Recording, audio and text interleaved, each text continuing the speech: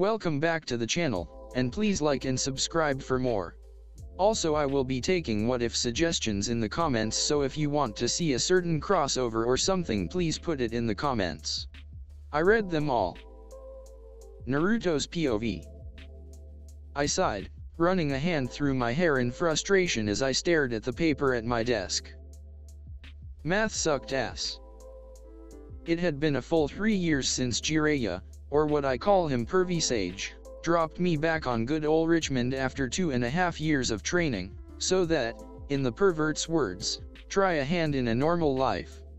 Pfft, yeah right. What demigod had a normal life? Regardless, the man insisted and made me go on a program for orphans like me by an old friend of his. Who is his friend, you ask? Well, it's none other than Bruce fucking Wayne. That's right, the billionaire playboy that's been funding charities and programs similar to these left and right. 'Cause he can. How Jiraiya managed to befriend one of the most arguably richest people was beyond me. Anyway, I joined the program and was provided a home, food, and education. I lived at the school, but instead of treating it like a prison I couldn't escape from, I decided to treat it like an opportunity. Percy Sage never really stayed in Richmond that long. When he visited me from time to time, his excuse was that Richmond's gravity made it too hard to leave, so he would usually stay here for 2 days to 1 week at best, before moving on. His loss, I guess. After a few months, I met the man himself. Bruce Wayne. He had personally paid for all the opportunities that were now in front of me. I had one idea why he'd help me, and I owed him big time for that. He and Jiraiya changed my life. Still, something didn't feel right with the guy. The playboy was definitely hiding something. Though I wasn't thinking of that, at least, not now. For now I was alternating my glares to the laptop and paper in front of me, hoping one or both would catch fire. Let me repeat, math sucked ass. Still, it was a bit nice to have normalcy once in a while. Sure, a monster would attack every now and then, but it didn't really break my immersion for a normal life. In fact, I just encountered one 3 weeks ago. Well, the guy I fought isn't technically a monster in demigod terms, but that guy sure was a prick. I was just heading back after getting some books for my class, and all of a sudden, the Batman came flying out the alleyway I was about to pass. That's right, the goddamned Batman. The hero, vigilante, overgrown rodent, the Bat, you chose what you want to call this guy. I watched as he crashed on a few trash cans to my left before slipping away from consciousness. And then a new voice hit my ears, "Yo, little help from a kind stranger." I turned around, and I saw one of the freaks that started terrorizing Richmond after I disappeared and the Batman to show up. And to my luck, it was that clown. The Joker. Almost everyone in the city, me included, knew this guy from the crap that he pulled a few Christmases earlier. I personally wasn't there, training with Percy Sage and all, but I saw the news a few years back. And I gotta say, this guy was true to almost every word that people I knew described him as. To sum it all up, he was terrifying as fuck. The deranged purple eyes seemed to swirl as his hideous red lips were curled to a permanent grin. His purple attire crinkled from the straps that was placed on his chest, which connected to a green mech. "I think I dropped something," I remember him say. My pupils dilated when I saw his mech's machine gun hand thingy started spinning, and I quickly acted and pushed me and the Bat away from the gunfire. "Hey! Hands off my stuff!" I heard him exclaim. Don't know what got into me, maybe it was the blood in me to be a hero. But in that moment it was just pretty damn clear. That clown was straight up bad news. I barely managed to get the Bat and me out of the gunfire, but I was thankful that I made it in time. "Don't ya get it, Junior?" Joker called out from the mech. "I knocked him out, that's huge for me. First time in months." He cackled. I mean, if I now gotta take time killing you too. He released another barrage of bullets in front of him. Well, let's just say you can get too much of a good thing. Stupid bat, why here of all places? I grumbled as I dragged the man with minimal effort down a few stairs to avoid the hail of bullets. I immediately checked the guy's utility belt. Finally, I managed to find some sort of gun-shaped thing in one of the pouches. Was it a gun? Nah, from what I heard, no one ever saw the bat ever use guns. Period. So I crossed him out the line. Still, I needed to get that clown freak down somehow, so I took it without hesitance. I hope this thing does something cool while I do all the hard work. I sprinted out of the stairs, and ran towards the clown at full speed with the bat something in my hands. The Joker seemed amused by my bold action and laughed, "You're fast, kid. But going serpentine ain't gonna save ya." He cackled and fired more bullets. Naruto glared, and aimed the gadget he was holding carefully. Before he pulled the trigger, a steel claw attached to a rope shot out from the gadget and latched on the top bar of the Joker's mech. I wasted no time and slid underneath the mech as it fired. The insane clown looked confused. "Hey, Junior, where are you run? Should have stayed off near the school block, team," I shouted as the mech toppled over, slamming the Joker on the ground as he laid there, trapped inside the destroyed mech. I landed on the heap of painted metal as he laughed insanely. "How does this bat get so many kids working for him?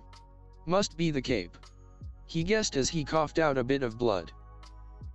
I scowled and took out a spare kunai that I kept hidden at all times and put the tip of my kunai at the side of his forehead. "Never depend on machines, I always say," he said, as if I wasn't pointing a fucking knife to his head. "They'll screw us to the end." I stayed silent as his eyes looked at me. "Is he your daddy?" I was about to respond, before a bat-shaped boomerang hit my hand, which caused me to drop my kunai. Naturally, I cried out in pain, and swiveled my gaze towards the asshole who hit me. That asshole happened to be the bat. He looked at me with narrowed eyes as he stood up. Geez, even when he looks like shit, he still looks intimidating. "Don't pick it up." I grunted in response, nursing my hand while the bat picked the Joker up by his jacket. The Joker didn't seem to mind, before his eyes turned to me again. "Looks like I gotta go, but don't worry, kid, I'll never forget ya. I got this thing for faces. Especially ones with whiskers on 'em." I edged away a bit when the clown started cackling as if he heard a really funny joke. The bat seemed to had enough with the clown's shit. "Shut up," he said harshly before punching the clown's lights out. That looked satisfying. I jumped off the pile of metal as the bat thanked me while he threw the Joker on the ground. "Thanks for your help." I waved it off as I fixed my orange jacket. "Yeah right, no problem, one hand washes the other, Tabia. You're forgetting something."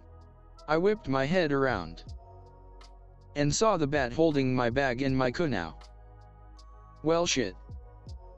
I got busted as a minor for weapon charges, which gave me a record in detention, which always sucked. Add to the fact that Barbara, a cute red-headed friend of mine, kept lecturing me throughout the whole week about being responsible and all that, which also sucked.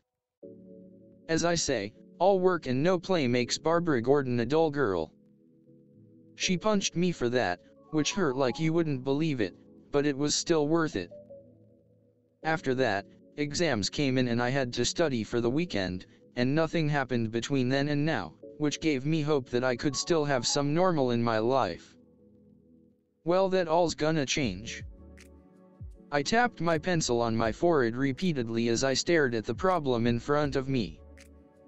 Man, I wish Annie or Barbara was with me, they'd probably be finished with this in no time flat. Unfortunately, Annie's in camp, and Barbie's also studying. Which sucks. But fear not. For Naruto Uzumaki would prevail and defeat this mighty foe. Now, if I could just IOU. Yeah.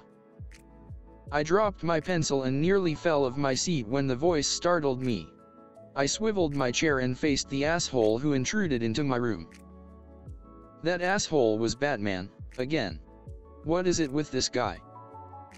I stood up in anger and faced him. What in Hades do you want now? I already got arrested for the weapon, and got detention too. I'm squeaky clean. Batman Rosen.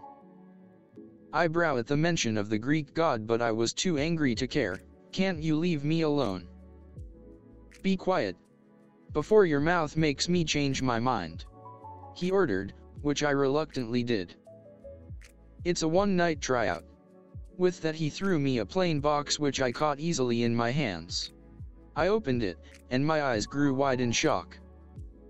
Inside the box was a Robin suit, complete with a grappling gun, a utility belt and everything.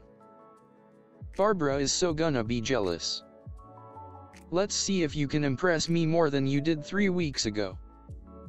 I rolled my shoulders as I stood atop the school rooftop and breathed in fresh air with a grin on my face. I now wore a red and black sleeved bodysuit with light armor, the sleeves of my suit not showing skin, and the red parts of my suit acting as light armor for protection. My eyes hidden by a black mask which also covered my whisker marks as to protect my identity. I put the hood over my head to hide my blonde hair, leaving only my bangs to frame my face. I heard a silent thud and turned around to see my soon-to-be mentor. Ready to go, Robin? He asked, to which I smirked. Don't need to ask, old man. And with that, both of us took out our respective grappling guns and took off to the night sky. I hooped as I ran on Richmond's buildings with an excited tingle in my chest. The winds seemed to agree as the cold night air tingled my covered skin. On the side, Batman also ran with me, watching me evidently as he did. Taking out my grappling gun, I fired and soon found myself on top of a gargoyle, Batman landing on another. I looked around the bustling city that was Richmond, the honks of cars, the rustling of trees, and the general atmosphere that the city gave. This is so awesome, I muttered quietly. From the side, Batman looked at me sternly. Focus, Robin, he said, and I nodded before crouching down on the gargoyle. Scout the area, see if anything's amiss, my mentor instructed. Taking out my binoculars and did what I was told. A gunshot rang out to our right side. Immediately, I looked in that direction and lowered my binoculars. Sounded like it came from downtown Richmond. Batman nodded and looked at me. You know what to do. I smirked. I leapt with no hesitation and fired my grapple and swung to the origin of the gunshot, Batman observing my every move. Soon enough, I landed just a few blocks away from the sound and ran across the rooftops, crossing a 10-foot gap with ease. I ran for a few more blocks before spotting the two scumbags down on the street below. They rounded the corner of a building, and I quickly raced ahead of them. I jumped and flipped in midair before landing on a fire escape on the next building. I ran to the edge and leapt to the next rooftop, landing with a perfect somersault.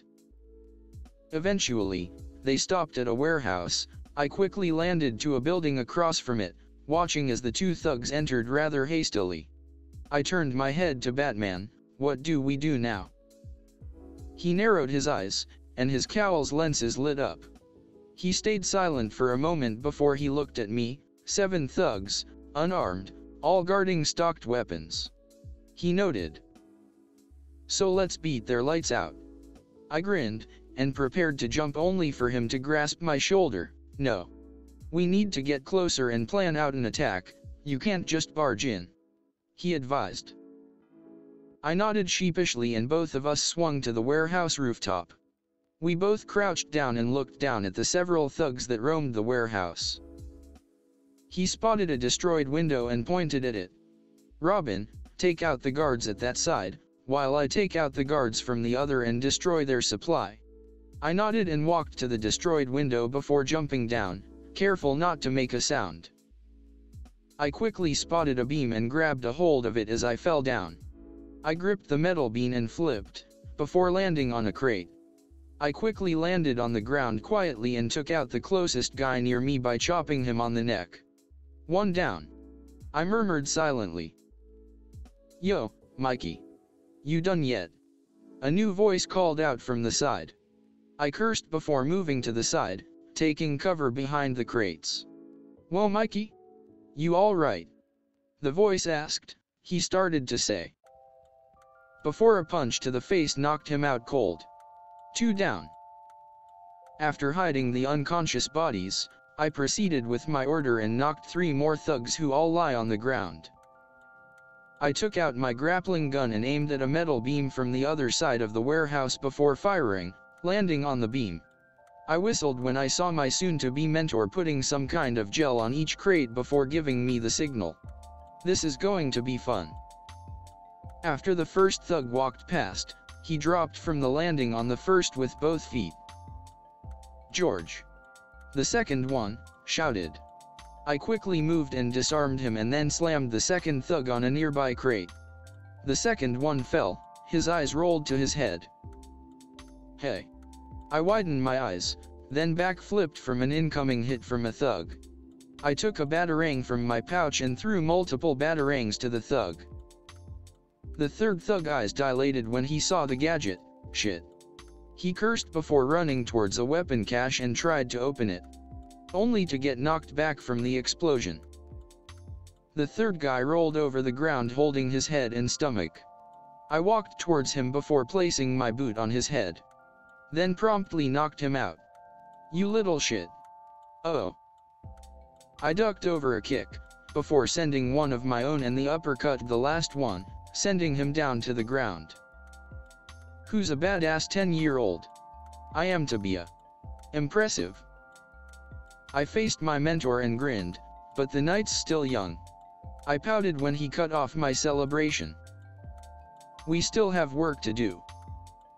With that, we tied up the criminals, sent an anonymous call to the police and left the warehouse. That first night changed everything for me. From the moment I donned the Robin costume, I knew I would never go back to a normal life. I'd never let the weight of the world drive me down to the dirty streets. Richmond's gravity could be heavy, sure. But fighting against it, pushing against it. What doesn't kill you make you stronger. Third POV. During their walk to the big house. Over the Long Island Sound, the sky looked like ink soup coming to a boil. A hazy curtain of rain was coming in their direction. Percy asked Grover if they needed an umbrella. No, the satyr shook his head. It never rains unless we really want it to. Percy pointed at the storm. What the heck is that, then? Grover glanced at the sky uneasily as he answered, it'll pass around us. Bad weather always does. Looks like someone's in the mood. Naruto dryly mused. Grover gained a nervous look as a thunderclap boomed. Like the sky itself was offended by the comment. Naruto deadpanned at the sky. Tell me if I'm wrong. He asked the sky. Instead of a boom, a rumble was heard. The son of Zeus smirked. Thought so. He said triumphantly before he furrowed his eyebrows. But now that I think about it, Grover's right. He muttered to himself mostly. This storm. It was huge. It was different than the storms he would usually see. It had something to do with Zeus? Probably. At the volleyball pit, the kids from Apollo's cabin were playing a morning game against the Satyrs. Castor and Pollux were walking around in the strawberry fields, making the plants grow. Everybody was going about their normal business, but they looked tense. They all kept their eyes on the storm. The three walked up to the front porch of the big house. Dionysus sat at the pinnacle table in his tiger-striped Hawaiian shirt with his Diet Coke, just as he had on their first day. Chiron sat across the table in his fake wheelchair. They were playing against invisible opponents, 2 sets of cards hovering in the air. Well, Mr. D drawled without looking up. If it ain't our little celebrities. Both preteens tensed. Naruto crossed his arms and shifted uncomfortably as they waited. Percy glanced at his cousin, noticing his tense body and his eyes darting everywhere. No doubt to plan out any escape should it come to that. Come closer, Mr. D said. And don't expect me to go kowtow to you, mortal. Just because old Barnacle-Beard is your father. He glared at Percy. A flash of lightning streaked across the clouds outside, the light briefly throwing Mr. D's face into sharp relief, highlighting his brilliant purple eyes, even as a strong wind screamed through camp, rattling the windows. Blah, blah, blah, Dionysus drowned out whatever Zeus was saying through the storm. Chiron feigned interest in his pinnacle cards, while Grover cowered by the railing, his hooves clopping back and forth. If I had my way, Dionysus started, I would cause your molecules to erupt in flames. We'd sweep up the ashes and be done with a lot of trouble. But Chiron seems to feel this would be against my mission at this accursed camp, to keep you little brats safe from harm. Spontaneous combustion is a form of harm, Mr. D, Chiron reminded the god. Nonsense, Dionysus waved it off. Boy wouldn't feel a thing. Nevertheless, I've agreed to restrain myself. I'm thinking of turning you into a dolphin instead, sending you back to your father. Mr. D the centaur warned. Oh, all right, Dionysus relented as he sighed. There's one more option. But it's deadly foolishness. Dionysus stood up, and the invisible player's cards dropped to the table. I'm off to Olympus for the emergency meeting. If the boy is still here when I get back, I'll turn him into an Atlantic bottlenose. Do you understand? And Perseus Jackson, if you're at all smart, you'll see that's a much more sensible choice than what Chiron feels you must do. He warned. Dionysus' eyes went to his half-mortal brother, who tensed at his look. Oh, calm down, brat. You act as if you're going to be executed tomorrow. He mocked with a grin. Naruto's form didn't waver, to which Dionysus rolled his eyes at, great, he has his paranoia. The god muttered to himself. The god picked up a playing card, and then twisted it, which became a plastic triangle. Its appearance akin to a credit card or a key card. He snapped his fingers. The air seemed to fold and bend around him. He became a hologram, then a gust of wind, and then he was gone, leaving only the smell of fresh pressed grapes lingering behind. Chiron smiled at the two demigods, but anyone could see that he was tired and stressed. Sit. Naruto, Percy, please, Grover, you too. Percy and Grover complied, except for the son of Zeus, whose eyes looked distrustful. Chiron sighed. He had heard a few of Naruto's comments on his and Percy's situation, so his current lack of faith was somewhat expected. Naruto, please, they are not going to kill you. However, an issue of great importance has arisen. Chiron laid his cards on the table, as Naruto tensely took his seat next to him. Tell me, both of you, he said. What did you make of the Hellhound? Just hearing the name made Percy shudder. Naruto frowned, looking down. It scared me, Percy said honestly. If you hadn't shot it, who knows what would have happened. Naruto sighed and ran a hand through his hair. I've already faced things far worse than that before. I don't know why I hesitated. If I didn't snap out of my funk a second too late, I would have been. Chiron gave a sad smile at that. There was nothing to be ashamed of. Many of the other campers were shocked at seeing it too. You'll meet worse, you two. Far worse, before you're done. Tell me something I don't know. Naruto said darkly. Done. With what? Percy asked, hesitant. Naruto looked up, probably has to do with that. He guessed, jerking his head towards the rumbling and darkening skies that filled the valley. Your quest, of course. Will you accept it? Chiron asked Percy. The son of Poseidon glanced at Grover, who was crossing his fingers. Sir Percy started, you haven't told me what it is yet. Naruto nodded in agreement. Chiron grimaced. Well, that's the hard part. The details. Thunder rumbled across the valley. The storm clouds had now reached the edge of the beach. As far as they could see, the sky and the sea were melding together. Poseidon and Zeus, Percy said. They're fighting over something valuable. Something that was stolen, aren't they? Chiron and Grover exchanged looks. The centaur sat forward in his wheelchair. How did you know that? Percy looked flustered. The weather since Christmas has been weird, like the sea and the sky are fighting. Then I talked to Annabeth, and she'd overheard something about a theft. And I've also been having these dreams. He explained. Naruto nodded. It's true, our sires are fighting over something. I think it was why we were claimed. He said, some bitterness in his tone. I knew it, Grover said. Hush, Satyr, Chiron ordered. But it is his quest. Or even his. Grover's eyes were bright with excitement while he pointed at the sons of the Big Three. It must be. Only the Oracle can determine that. Chiron said as he stroked his white beard. Nevertheless, both of you are correct. Your fathers are having their worst quarrel in centuries. They are fighting over something valuable that was stolen.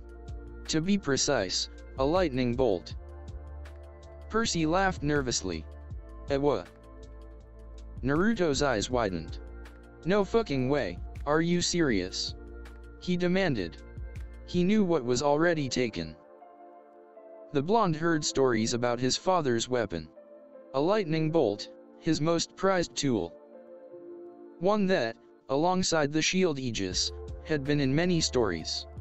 He knew for a fact that Thalia had a copy of the famed shield that could scare monsters and demigods alike. Language, Mr. Uzumaki. Chiron frowned at the blonde before turning to Percy. Do not take this lightly, Chiron warned Percy. I'm not talking about some tinfoil-covered zigzag you'd see in a second-grade play.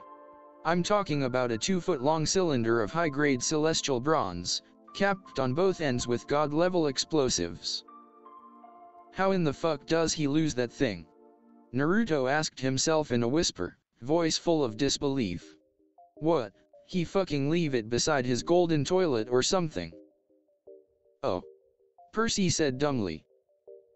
Zeus Master Bolt, Chiron said, getting worked up now. The symbol of his power, from which all other lightning bolts are patterned. The first weapon made by the Cyclopes for the war against the Titans, the bolt that sheared the top off Mount Etna and hurled Cronus from his throne, the Master Bolt, which packs enough power to make mortal hydrogen bombs look like firecrackers. And it's missing. Percy asked with a gulp. Stolen, Chiron corrected. By who? By whom? Chiron corrected again. By you. His finger led to Percy. Percy gaped. Naruto openly laughed. We are still talking about Percy, right? He said between chuckles. Guy doesn't know how to steal if his life depended on it. At least Chiron held up a hand. That's what Zeus thinks. During the winter solstice, at the last council of the gods, Zeus and Poseidon had an argument. The usual nonsense. Mother Rhea always liked you best, air disasters are more spectacular than sea disasters, etc. Afterward, Zeus realized his master bolt was missing, taken from the throne room under his very nose. He immediately blamed Poseidon. Now, a god cannot usurp another god's symbol of power directly. That is forbidden by the most ancient of divine laws. But Zeus believes your father convinced a human hero to take it. But I didn't. Percy tried to say. Patience, and listen, child, Chiron said. Zeus has good reason to be suspicious. The forges of the Cyclopes are under the ocean, which gives Poseidon some influence over the makers of his brother's lightning. Zeus believes Poseidon has taken the Master Bolt, and is now secretly having the Cyclopes build an arsenal of illegal copies, which might be used to topple Zeus from his throne. The only thing Zeus wasn't sure about was which hero Poseidon used to steal the bolt. Now Poseidon has openly claimed you as his son. You were in New York over the winter holidays. You could easily have snuck into Olympus. Zeus believes he has found his thief. But I've never even been to Olympus. Zeus is crazy, Percy exclaimed. Chiron and Grover glanced nervously at the sky. The clouds didn't seem to be parting around them, as the satyr had promised. They were rolling straight over the valley, sealing the area in like a coffin lid. Percy. Grover started nervously. We don't use the C word to describe the Lord of the Sky. More like paranoid. Naruto suggested. He had the experience of knowing paranoid people. Bruce, for example, and then there's himself, which I got from Dad. He thought. Still. Didn't Uncle Poseidon tried to unseat Zeus before? Naruto asked. Chiron nodded, correct. He looked at Percy. I believe that was question 38 on your final exam. Something about a golden net. Percy guessed in a rare bout of remembrance. Poseidon and Hera and a few other gods trapped Zeus and wouldn't let him out until he promised to be a better ruler, right? Also correct, Chiron said. And Zeus has never trusted Poseidon since. Of course, Poseidon denies stealing the Master Bolt. He took great offense at the accusation. The two have been arguing back and forth for months, threatening war.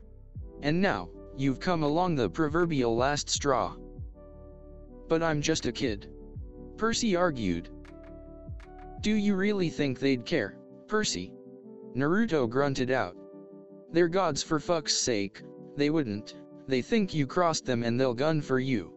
It happened all the time in the legends. Percy, Grover cut in, if you were Zeus, and you already thought your brother was plotting to overthrow you, then your brother suddenly admitted he had broken the sacred oath he took after World War II.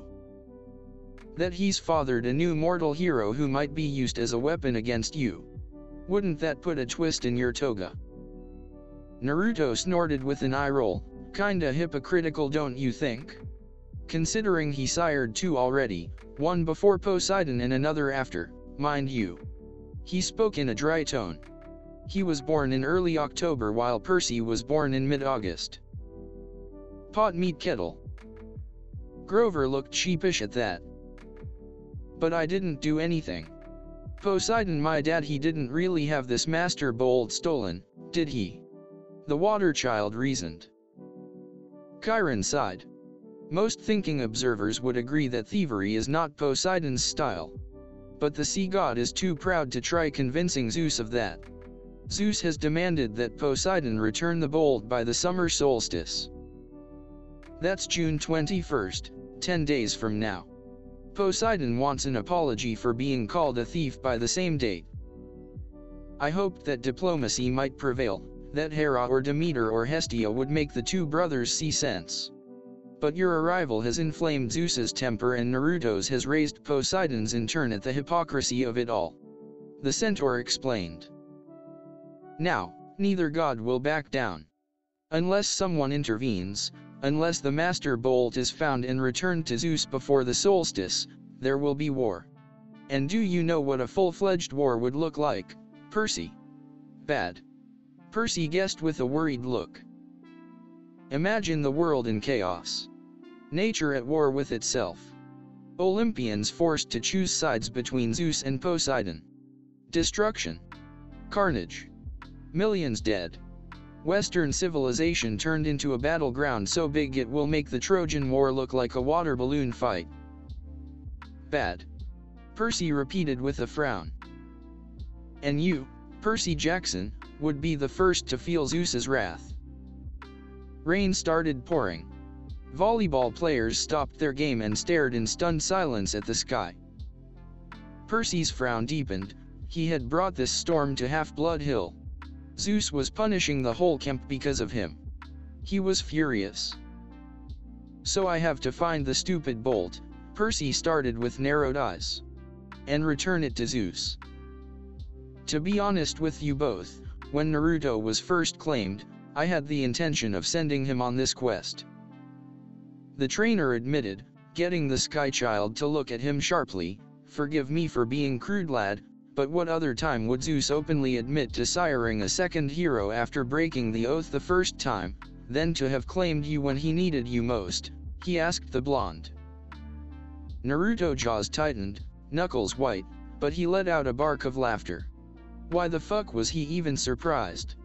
He was more or less a mistake in this system right now. Looks like he wasn't one, but two of people's mistakes. Honestly? I asked him what he wanted from me my first night in the cabin. Of course, he never said, but here it is. Naruto said low tone, and even then, he gets someone else to do it to appease him. Fan-fucking-tastic. He rolled his eyes before glowering in his seat. The centaur sighed and turned to Percy. "What better peace offering," Chiron said, "than to have the son of Poseidon return Zeus's property?" "If Poseidon doesn't have it, where is the thing?" the green-eyed boy asked questioningly. "I believe I know." Chiron's expression changed to grim. "Part of a prophecy I had years ago. Well, some of the lines make sense to me, now. But before I can say more, you must officially take up the quest. You must seek the counsel of the oracle." "Why can't you tell me where the bolt is beforehand?" Percy asked, not liking where this was going. "Well, even less than he already did, that is. Because if I did, you would be too afraid to accept the challenge." Percy gulped. The son of Poseidon turned to his best friend, who smiled encouragingly. "All right," Percy said with a stiff nod. "It's better than being turned into a dolphin." "Then it's time you consulted the oracle," Chiron said. "Go upstairs, Percy Jackson, to the attic. When you come back down, assuming you're still sane, we will talk more." The black-haired boy nodded, and ascended the stairs. Naruto's brows furrowed. A part of him was angry. In his mind, he was, no matter how arrogant it sounded, better than Percy. Yeah, in time he would be good, the son of Zeus could tell, but he was still confused by all this. Naruto, on the other hand, knew better than him, trained better than him, and overall was just better equipped for the responsibility of a quest like this, especially one this important, at the moment. Naruto was trained by the best of the best. He was trained by the League of Assassins, Batman, and Lady Shiva. People who could take on the entire camp and win. It was his sire's symbol. Why should Percy be the one to look for it? Just as the blonde stood up, Chiron's voice stopped him. "If you're thinking about leaving, Mr. Uzumaki, Lord Zeus also wishes for you to be on this quest. As much as I disagree on this decision." The son of Zeus rose an eyebrow. "Why are you against it?" Chiron sighed. "Percy is allowed 2 additional members on his quest. So normally a quest is done in a group of 3.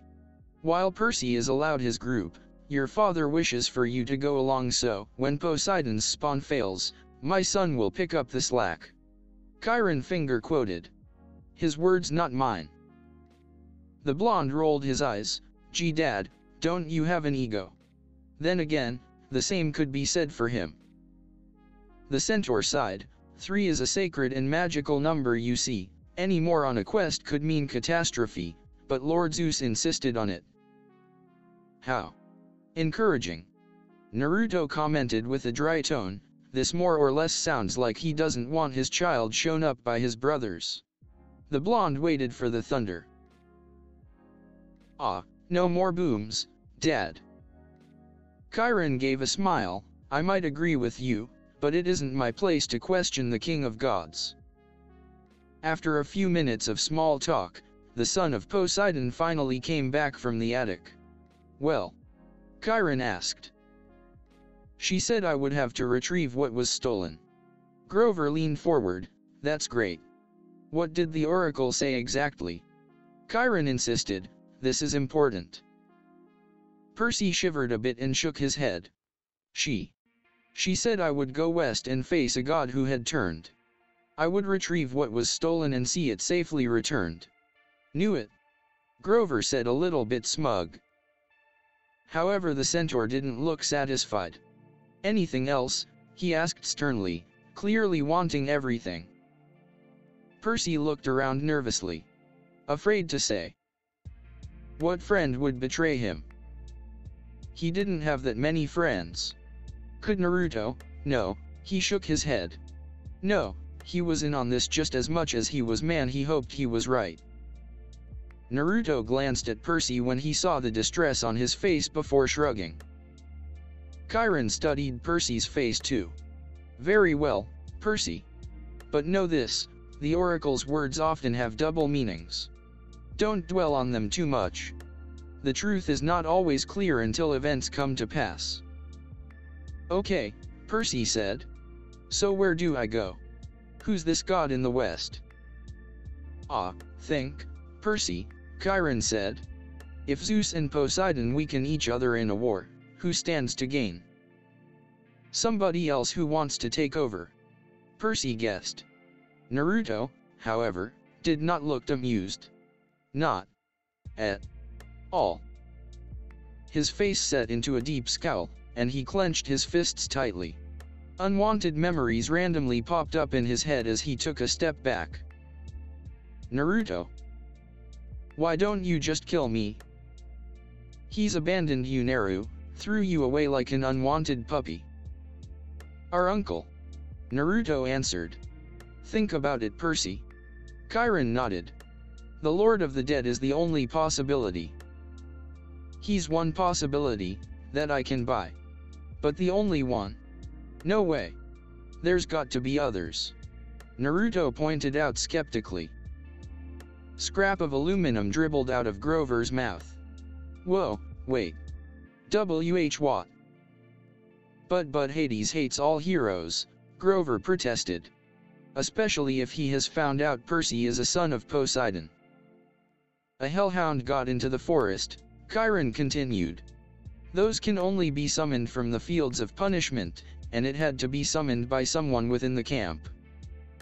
Hades must have a spy here. He must suspect Poseidon will try to use Percy to clear his name or Andy to go for the bolt. Hades would very much like to kill these young half-bloods before either could take on the quest. Great, Percy muttered tiredly. That's two major gods who want to kill me. Naruto scoffed. I got dear Uncle Hades on me and my ever-so-lovely stepmother. I think you have a better chance at surviving more than me. The son of Poseidon rubbed the back of his neck sheepishly. Sorry. But a quest to? Grover swallowed. I mean, couldn't the Master Bolt be in some place like Maine? Maine's very nice this time of year. Hades sent a minion to steal the Master Bolt, Chiron insisted. He hid it in the underworld, knowing full well that Zeus would blame Poseidon. I don't pretend to understand the Lord of the Dead's motives perfectly, or why he chose this time to start a war, but one thing is certain, Percy and Naruto must go to the underworld, find the Master Bolt, and reveal the truth. Percy's expression fell as he processed the trainer's words. So I basically have to go one of the scariest places in the world, get back a powerful weapon that casually trims the top off mountains, and make it back without missing any limbs or major organs. Sure, okay, this is going to suck. Seriously, how was I supposed to do that? Percy thought before realization struck him. The underworld, the land of the dead. His mom. He could get his mom back. He needed to take this quest. Look, if we know it's Hades, Percy told Chiron, why can't we just tell the other gods? Zeus or Poseidon could go down to the underworld and bust some heads. Seriously, Percy? Are you suggesting our sires, the two of the big three, to go march down the underworld and demand something back from their brother peacefully? The same gods who smite people that badmouths them back in the day. Naruto snorted. Naruto speaks the truth. A battle between the big three is far too inadvisable. Beyond that, suspecting and knowing are not the same, Chiron said. Even if the other gods suspect Hades, and I imagine Poseidon does, they couldn't retrieve the bolt themselves. Gods cannot cross into each other's territories except by invitation. That is another ancient rule. Heroes, on the other hand, have certain privileges. They can go anywhere, challenge anyone, as long as they're bold enough and strong enough to do it. No god can be held responsible for a hero's actions. Why do you think the gods always operate through humans? So were there pawns in their chessboard? Naruto snarked with a bitter tone on his voice. You're saying we're being used? Percy spoke, frowning at the fact. I'm saying it's no accident Poseidon has claimed you now. It's a very risky gamble, but he's in a desperate situation. He needs you. It was why Zeus claimed Naruto, no doubt intending for him to take this quest as I said before. Chiron said and looked to the son of Zeus, and I wouldn't say pawns, more like agents. He stated, trying to steer him from that bitter thought process. Percy looked at Chiron. You've known I was Poseidon's son all along, haven't you? I had my suspicions. As I said, I've spoken to the oracle, too. The centaur admitted. So let me get this straight, Percy said slowly. We're supposed to go to the underworld and confront the Lord of the Dead. Correct. Chiron nodded. Find the most powerful weapon in the universe. Yeah, Naruto said. And get it back to Olympus before the summer solstice, in 10 days. Chiron nodded again. The son of Poseidon looked at Grover, who gulped down another can. Did I mention Maine is very nice this time of year? The satyr offered weakly. You don't have to go, Naruto told Grover as he put a hand on his shoulder. We can't ask that of you. I'm already being forced into this, he said with a frown. Oh. The satyr shifted his hooves. No, it's just that satyrs in underground places. Well. He took a deep breath, then stood, brushing the shredded cards and aluminum bits off his t-shirt. You saved my life, Percy. He turned to the son of Zeus. And you, Naruto, you've been with through thick and thin 6 years ago. Naruto smiled at him. If both of you are serious about wanting me along, I won't let the two of you down. The Sky Child grinned. That's the spirit, Tabia. Percy felt incredibly relieved and pleased. All the way, G-Man, he said before turning to Chiron and asking. So where do we go? The oracle just said to go west. The entrance to the underworld is always in the west. It moves from age to age, just like Olympus. Right now, of course, it's in America. Where? Naruto blinked and looked at his cousin. Shouldn't it be obvious? The entrance to the underworld is at Los Angeles. Oh, Percy nodded. Then let's get on a plane. No. Grover shrieked. Percy, what are you thinking? Have you ever been on a plane in your life? Percy shook his head. Percy, think, Chiron said. You are the son of the sea god. Your father's bitterest rival is Zeus, Lord of the Sky. Your mother knew better than to trust you in an airplane. You would be in Zeus's domain. You would never come down again alive. Overhead, lightning crackled. Thunder boomed. Okay, Percy said, determined not to look at the storm. But what about Naruto? It's not like he would bomb down his own kid, right? He asked, thinking that it was a no-brainer. Naruto snorted scornfully. He saved my sister by turning her into a tree. Who knows what he would do to save me? He said with finger quotes. Add to the fact that he never did jack shit when I died. He added in his mind. So, we'll travel overland. Percy concluded. Chiron nodded. That's right. 2 companions may accompany you. Grover is one. The other has already volunteered, if you will accept her help. You mean Naruto? Percy pointed at the son of Zeus. No. Lord Zeus wanted him along for the quest regardless of who you choose. Chiron answered. Well, if it isn't Naruto, then I wonder. Percy said, feigning surprise. Who else would be stupid enough to volunteer for a quest like this? Naruto narrowed his eyes before putting on his hood. Tapping the side of his helmet, the hood's lenses brightened up. The blonde scanned the room before stopping at Chiron. Annie. Is that you? The air shimmered behind Chiron. Annabeth became visible, stuffing her Yankees cap into her back pocket. The daughter of Athena immediately raced to her friend and looked at him with wide eyes. How did you know I was here? Naruto simply grinned and tapped his helmet. Thermal vision, Annie. My helmet can track heat signatures. I know, I'm that awesome. He said, which made Annabeth pout. Humph. No fair.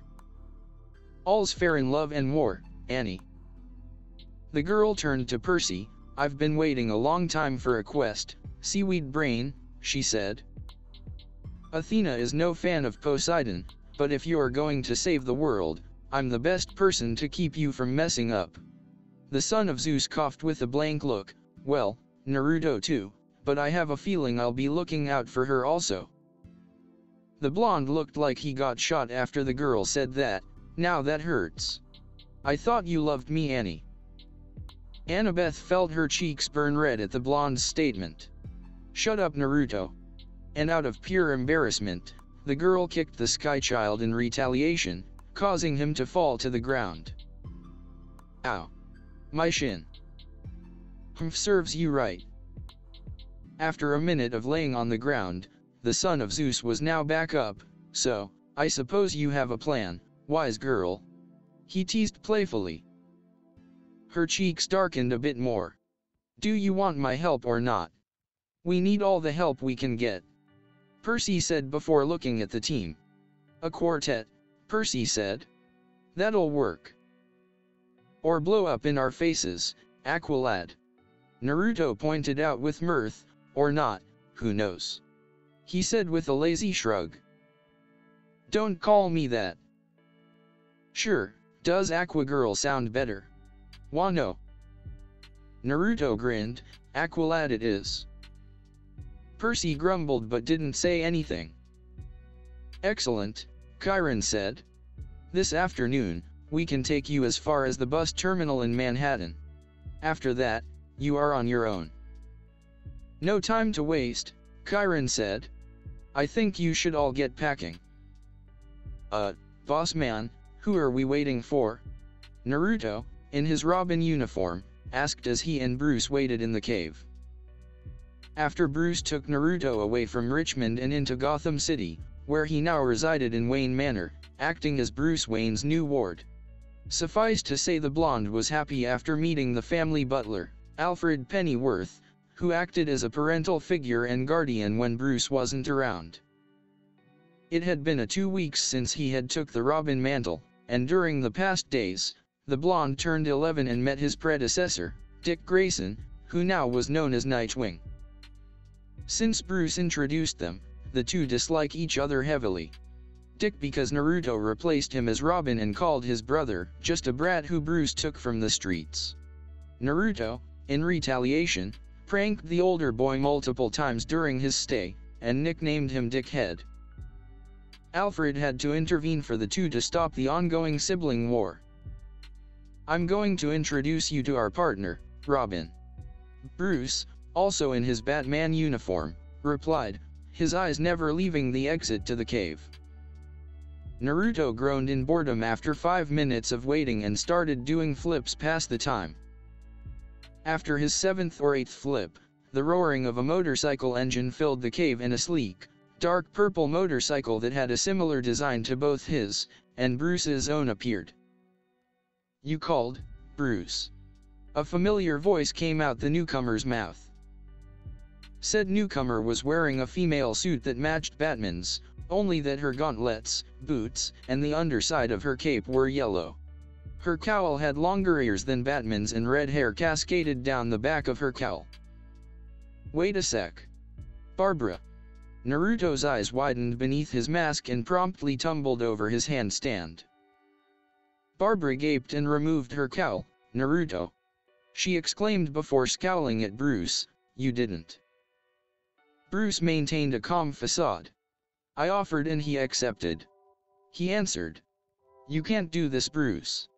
Not after Dick left." "Give him a chance, Barbara," the man argued. "Robin's mantle is Dick's, and Dick's alone." "Bobs, listen." Naruto put a hand on her shoulder only for the redhead to shrug it off harshly. "Don't. Just don't." She turned and walked towards her cycle and turned it on. She glared at Naruto one last time before speeding off. "You'll never be Dick Grayson. Get the brat." Robin smirked and flipped over a thug and kicked him at the back of his head. Ducking over a kick, Robin sent a hard right to another thug's gut and finished him off with a kick to the face. He twisted an incoming thug's hand and watched as the man's hand dropped the knife in pain. Robin brought the thug's hand to the man's back and kicked him away, sending the man stumbling to a pile of trash cans where he stayed, knocked out. Behind his domino and face mask, Naruto grinned. "Looks like this brat beat you chumps," he said triumphantly. A click of a gun froze the blonde. "We ain't done yet," a sneering thug said from behind. Just as his finger moved to the trigger, whizzing was heard and the man cried out in pain when a batarang hit his hand. "Gah! Son of a dash!" Naruto reacted quickly and drop-kicked the man, sending him to the ground.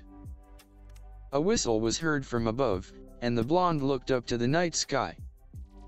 On top of the alleyway, Batgirl's silhouette came out from the darkened building. The older girl mentioned the boy to come up, to which Naruto grappled up and Barbara stepped aside to let the blonde to get on the rooftop. "Hey!" Naruto greeted. "Hey!" Silence ensued as the two fidgeted awkwardly. "Bobs/Naruto." The two spoke at the same time before they clamped their mouths. "You talk first," Barbara offered. No. It's okay, you go first," Naruto countered. Barbara chewed her bottom lip nervously before sighing. "I'm sorry," she blurted out. Naruto blinked. "What?" The redhead looked down.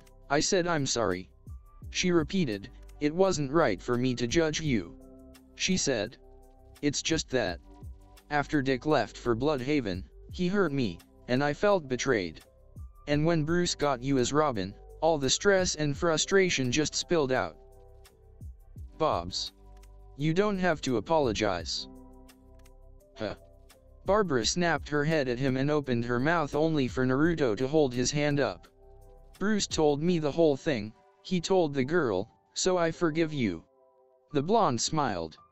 "Sides, if Dick had just up and left you, then the guy doesn't deserve you." Barbara gaped before hugging the blonde. "You know just what to say, Ruto." She smiled and pulled away. "Why yeah," Naruto stuttered, his cheeks heating up beneath his domino and face mask. "What are friends for, Barbie?" I looked down at the streets below me as my feet dangled over the ledge I was sitting in before sighing. How did it come to this? A full month into being Robin, and I screwed up. Big time. We were chasing after Jaws, a serial killer known for cutting up his victims and adding a scar on his body after each death. Guy was crazy, I know. Bruce and I soon found him lurking near an old abandoned building in Old Gotham, and I quickly sprang into action and beat him to pulp. I guess I was too violent, scratch that, really violent, and accidentally hurt him too much. Bruce stopped me immediately and our first argument since I became Robin happened. "Where in Hades are you, Jaws?" I shouted as I kicked down a door. Falling down to the ground, the creaks of the floorboards alerted me to another presence in the room, and I snapped my head towards the direction. In the corner of the room was Victor Jaws, a man covered with various scars that looked like tally marks on his skin. The only piece of clothing he was wearing was a torn, orange shorts and a collar made for prisoners in Arkham. "There you are," I growled out and approached him. Jaws backed away and held his knife in front of him in panic. "Don't come any nearer, boy, I'm warning you," He threatened, but I didn't listen. I took a step forward. The guy charged at me with his knife over his head with a glint in his eye. Just as he brought down the weapon, I quickly struck my arm out and threw a birdurung, disarming him. Reacting immediately, I struck in 3 times, one in the face, the second in the stomach, and then sent a powerful palm strike near his neck. A sickening crack was heard and I widened my eyes. Jaws fell to the ground, screaming in agony as he held the side of his neck. Robin. After the police were called, Bruce immediately took me back to the cave and paced back and forth in front of me. Finally, what felt like an eternity, he spoke. "What were you thinking?" I glared and looked away. I had to take him down. I defended myself. "You shattered his collarbone," Bruce reminded me harshly. Guilt seeped in me before I held it back. "He's a serial killer." I didn't think I had to prop up some pillows before I took him out, I retorted. Bruce narrowed his eyes at me in anger. "We needed information on where Jaws held his last victim. But you put him into shock." He gritted his teeth, his tone much calmer. I widened my eyes and looked down in regret. "I'm sorry," I muttered, before I glared again. "But he deserved it." With that, I straddled my motorcycle and revved the engine. "Robin, wait." Too late. I was already speeding away. And here I was, sitting on a ledge and talking to a gargoyle, who's basically my therapist with how much I talk to it. Joy. "How did you know I was here?" Batman stood up next to me, his body looming over mine. "Because you're the only kid I've ever met who has a favorite gargoyle."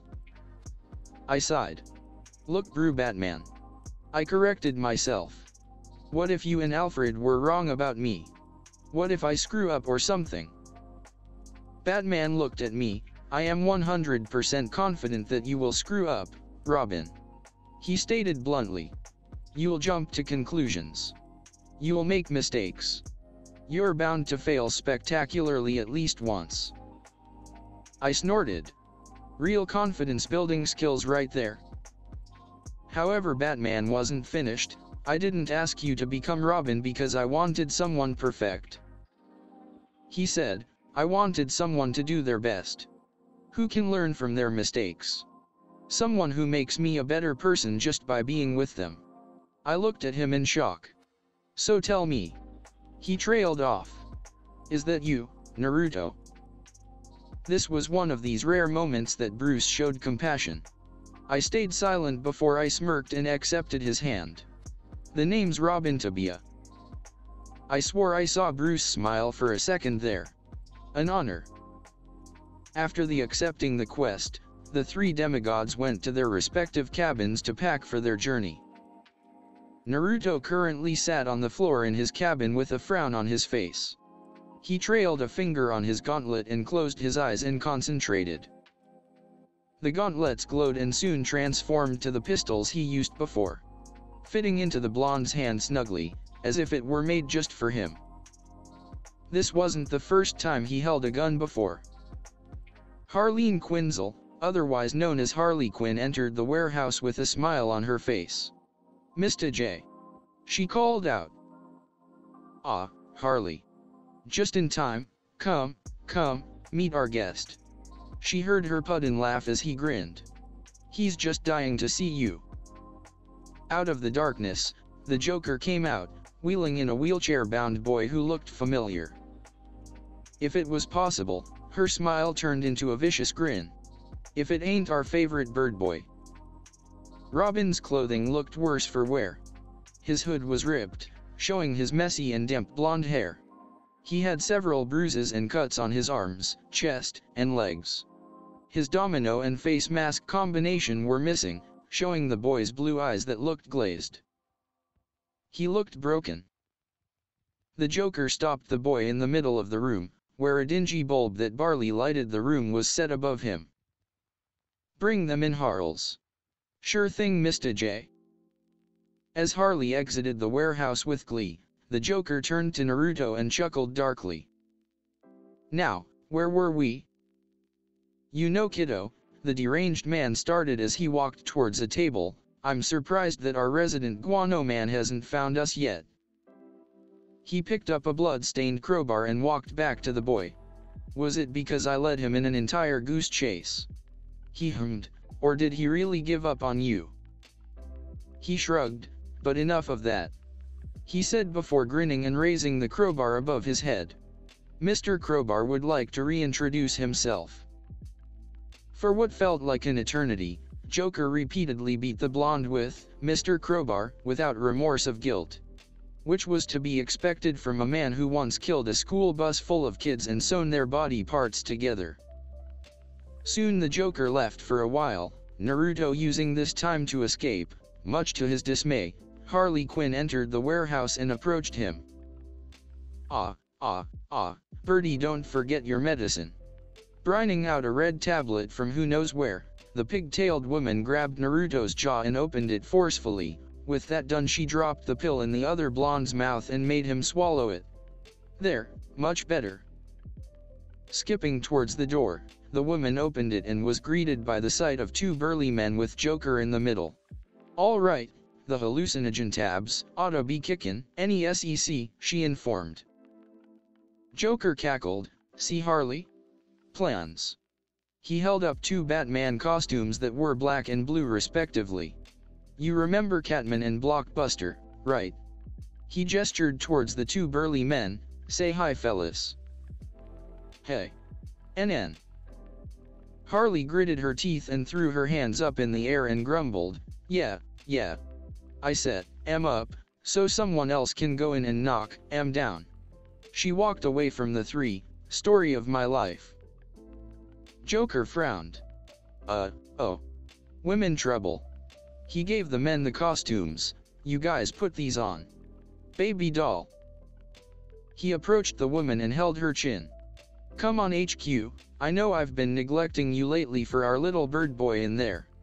But I promise, once we're done with the boy blunder, we'll go on a date, sound good to ya? We doing this or what? Blockbuster, now costumed along with Catman, called out to the deranged man before the woman could respond. You're ready. He shoved Harley out of the way, Thrillsville.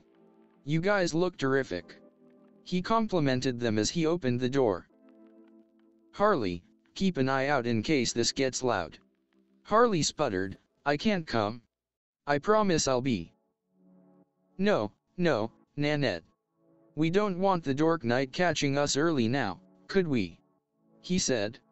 You stay put until I ring a ding for you.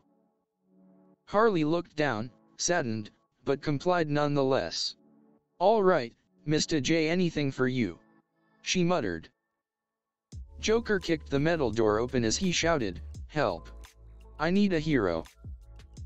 Naruto didn't say anything, feeling the Joker's presence behind his back even as the man talked. That mean old Batman, he left you to die, but I didn't. He exclaimed, I believed in you, baby. You can see now that I'm not the villain here, can't you? He knelt down in front of Naruto and took on a pitying tone, I'm just a poor old citizen of Gotham who's scared of creepy guys dressed up at night trying to frighten us into submission. Joker said sadly, lots of folks are like me. You were like me once, weren't you? Naruto's eyes hardened as the Joker continued. Another one of us schlubs tried of being scared all the time. Joker stood up and went behind the wheelchair-bound boy, placing his hands on the blonde's shoulders. We're all just holding out for a hero, kid. Suddenly, the two burly men dressed up as Batman rushed out from the darkness and charged straight into Naruto. The Joker grinned and stepped away. And I got my money on you, bucko. The black-themed Batman struck first, landing a kick to Naruto's cheek. The blue-themed Batman brought his fist down on the blonde's other cheek.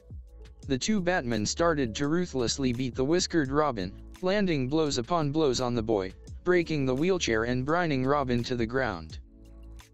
The two burly men stepped away as Naruto struggled to lift himself off the ground, his Robin suit looking dirty and destroyed than before. Joker's grin broadened as Naruto stood up. Then, the blonde chucked one of the small wheels straight towards one of the Batmen, the black round object hitting their target harshly. Naruto Uzumaki sis, boom, bam Naruto Uzumaki Naruto Uzumaki Naruto Uzumaki RAHH, RAHH, RAHH.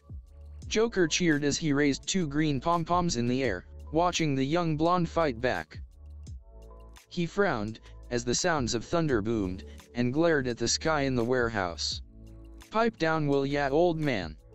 Can't you see the kid's busy? Joker soon ignored the sounds of thunder as he cheered for Naruto, who struck one of the Batmen. Oh. A right hook to the bat jaw, down he goes. Harley looked saddened as she watched from the exit to the warehouse. I should have brought you on years ago. You're a natural, I tell ya, a natural. Naruto gritted his teeth and felt satisfaction as the kick he delivered brought a crunch. End scene. Joker clapped. Brilliant job, boy.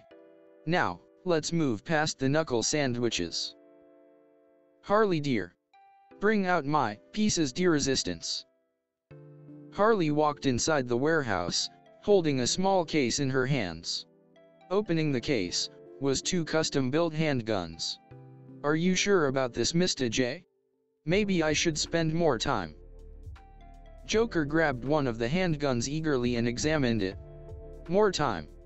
Are you kidding? This kid's ready to pop, he said. He walked towards the motionless Naruto. That, and Batsy might ruin our fun. As he approached the boy, he continued, besides, I could see it in his eyes. Always could. The big bat did too. He was always gonna leave him behind at some point. He knew here that our boy here was better in every possible way. The green-haired man grinned behind Naruto and presented the pistol to the boy. That look in your eye. It's why he left you to die. Hey, I'm not a poet, but I don't even know it. The blonde hesitantly grabbed the gun. But that look? It's also the reason I rescued you. I knew there was someone special behind it. The Joker grinned sinisterly, besides. His purple eyes swirled and churned in insanity. We demigods have to stick together. Naruto seemed to ignore the Joker's last statement as he aimed the handgun towards a downed Batman. Be Batman. Naruto trembled before he looked away and lowered the gun. ICC can't. Yoza. The blue-themed Batman fell down, motionless, a bloody hole contradicting the gray and blue of his suit. Sure ya can. Harley said, holding the other handgun, its barrel smoking. The Joker saved you. Just like he did me. She said. And now you're the only thing protecting this town from guys like Batman. The woman narrowed her eyes at Naruto. You're our knight in shining armor, kid. The Joker chose you just for this. Just like he chose me. Naruto swallowed and trained the gun on the last Batman, even as he begged.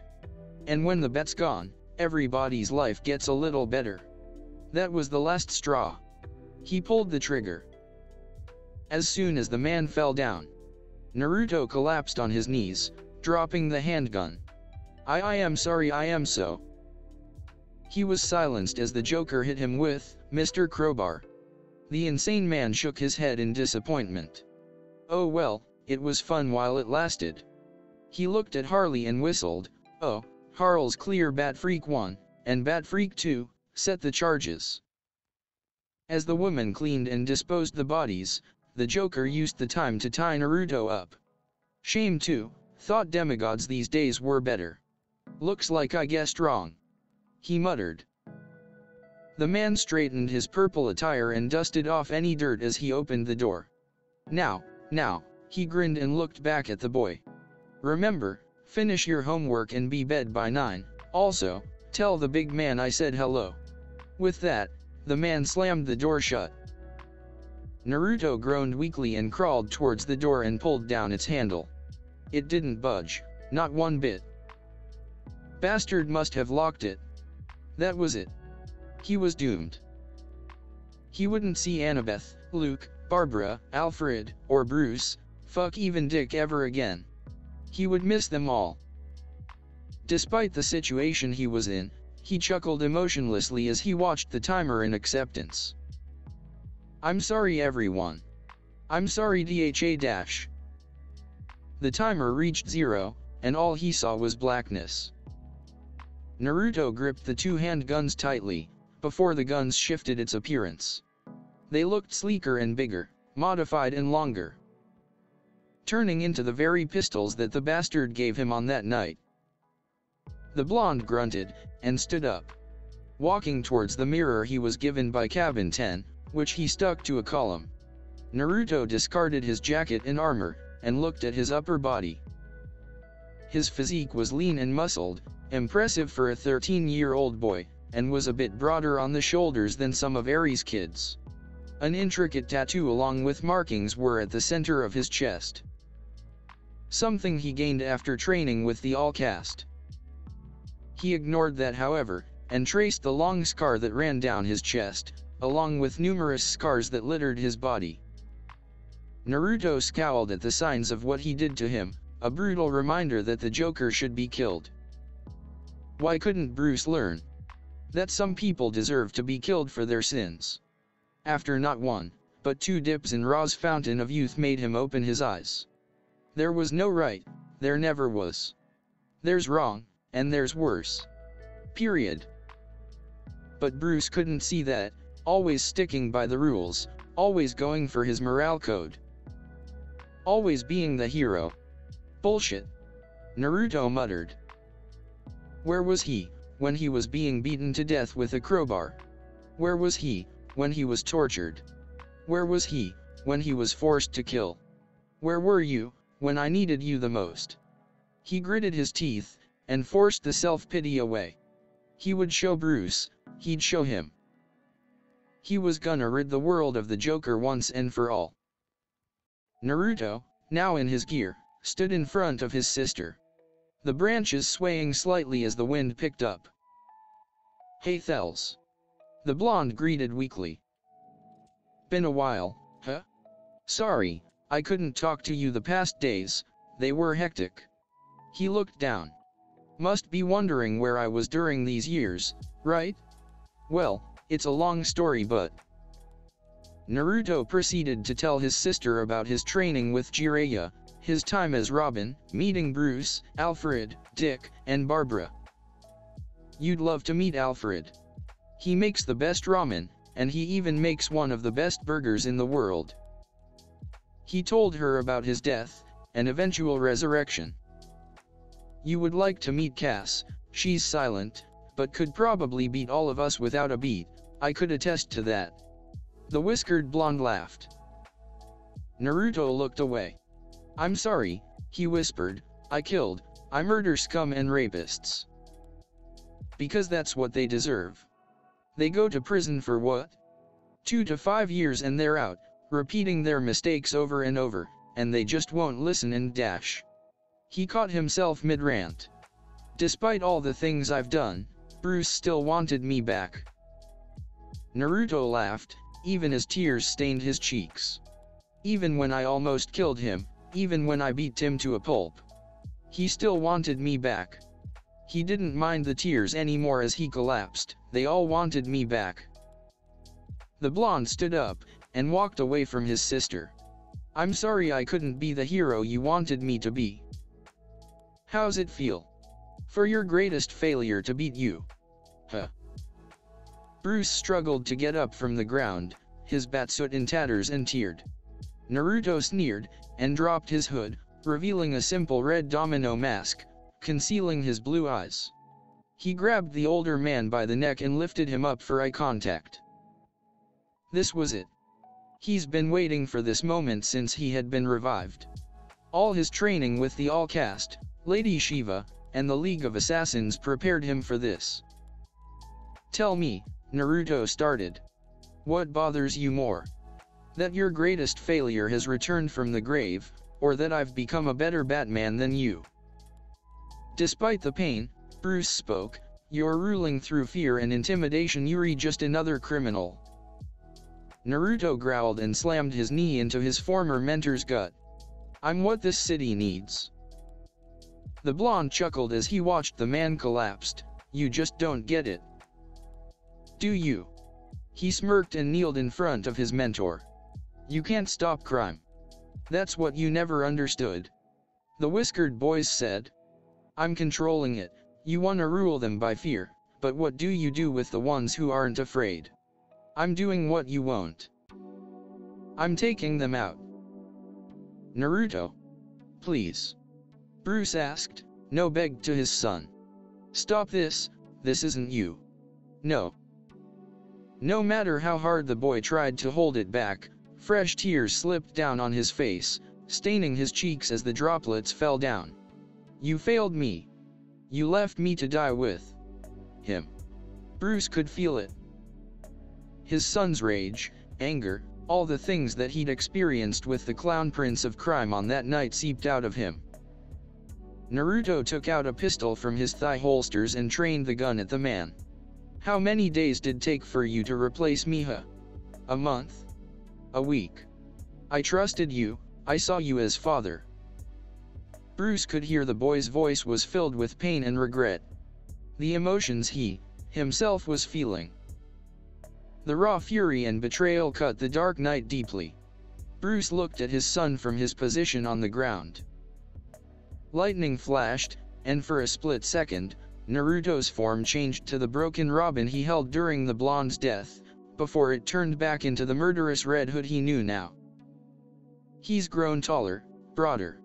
His face was more angular and the whisker marks were defined better. Bruce imagined his son growing up without him, imagined seeing him one day in the future and not recognizing him, imagined recognizing him but missing everything that turned him into the man he has become. It hurt him. I'm sorry. Naruto scowled, his eyes red and puffy behind his mask. He tightened his grip on the handgun. Sorry doesn't make it better. My armor wasn't strong enough. Bruce muttered. It wasn't strong enough for Barbara, who has to fight from a wheelchair. It wasn't strong enough to stop Dick from leaving the cave. And it wasn't strong enough for Naruto Uzumaki. Naruto stared at the older man. What are you saying? Bruce's mind flashed back to him, holding his son's dead body, cradling it. Willful Naruto, who ignored danger. Who spat at risk. Who was never frightened enough. Stop. But Bruce continued. I've always wondered. Always. Was he scared at the end? Was he praying for me to come save him? Stop it. Naruto demanded. And in those last moments when he knew that I wouldn't. Did he hate me for it? Naruto's hand was shaking, his vision blurry, as his figure trembled. The blonde gritted his teeth and his finger moved towards the trigger. He could do it right now. He could end all of this, and have his revenge. But why couldn't he? The rooftop was silent before the boy turned away. Once more, leaving his father. That was the last time he would see his wayward son. It had been months now, and Naruto Uzumaki, the second Robin, the dead Robin, and now the murderous Red Hood was last seen. Bruce narrowed his eyes and stared at the monitor in front of him. The various news articles and pages taking up the screen, showing various pictures of the former Robin. He should have taken care of him better. Naruto was his partner. His soldier. His fault. His son. Despite everything the boy did, killing criminals, decapitating heads, controlling Gotham's criminal underworld for a short time, and even beating Tim half to death. He still wanted him back. Ha. Another win, Tim. No fair, Dick. Bruce sighed and swiveled his chair around to face the two bickering brothers. Dick Grayson, now 16, rolled and tumbled along the cave with his brother Tim Drake, who had the older boy in a grapple. The two were so focused on each other, that they didn't notice their mentor staring at them. Do I even want to know? Dick grinned and pushed a protesting Tim off him as he stood up and dusted off his clothing.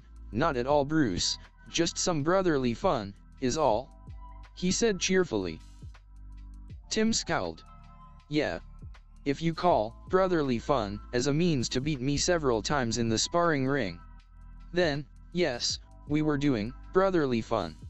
The 12-year-old finger quoted. The older boy smiled and ruffled the current Robin's hair. You just have to practice more, Timmy.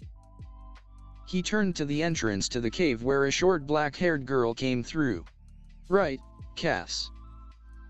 Tim looked at the older girl hopefully. Cassandra mutely nodded her head, which made the third Robin deflate. How about you, Steph? Tim asked, his tone shining with hope once again as he looked at the blonde girl near the bat computer. Stephanie laughed and shook her head. Gotta be better than that, Timmy, she sing-songed. Great, no one was at his side. Tim grumbled but didn't say anything. Let it be known that Timothy Drake was not a sore loser. Dick looked at the bat computer and frowned. Still no sign of him, Bruce. Nothing. No leads. Or clues. It's like he vanished off the face of the earth. Dick turned to a wheelchair-bound redhead in hope. Bobs? He asked silently. Barbara sighed and shook her head sadly. Cassandra looked at her fellow vigilantes. She could feel the sudden conflict in the air. They were all trying to keep their facades, but their body language gave the girl insight. Bruce was afraid for Naruto. He wanted to stop him. He wanted to help him any way he can, but he didn't know how to accomplish this. Bruce tried to separate the happy-go-lucky and hyperactive boy the blonde used to be, and now the murderous and vengeful anti-hero he was now. He had a responsibility towards Naruto not only as a vigilante but as a former partner and father. He offered Naruto a chance to come with him, to reunite with the family. But the blonde disappeared. Nightwing was trying and failing not to think of the Red Hood as his brother.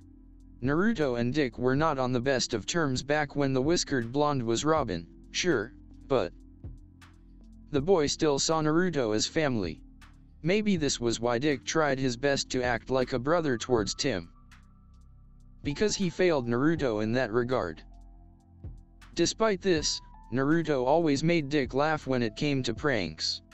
But as the Red Hood, he scared the hell out of Dick. The Red Hood was dangerous.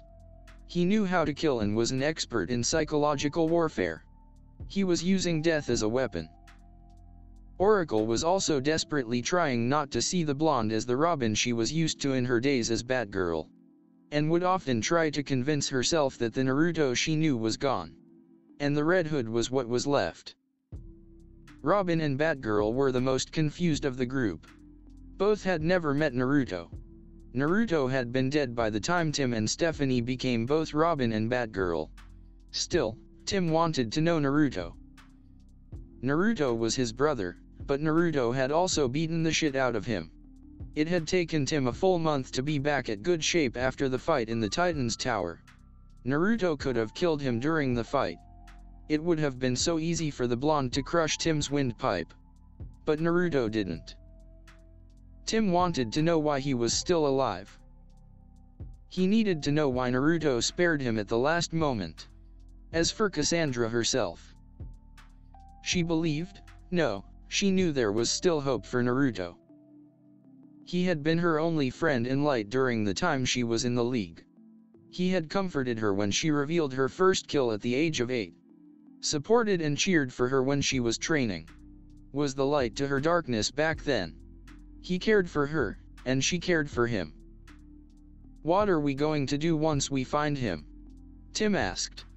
Bruce closed his eyes before looking at everyone in the cave. But Cassandra beat him to it. Offer him to come back. Shock was the general reaction. Barbara turned to Cassandra. You can't be serious, Cassandra. After what he's done dash. Still good in him. The younger girl reasoned. There is, Cass, but we dash. No. Barbara gave a sisterly glare towards Cassandra. If you just listen, no. He's dangerous. Dick said calmly. I know you like him, Cass. But he's dangerous. We just want to help him. Bruce remained silent.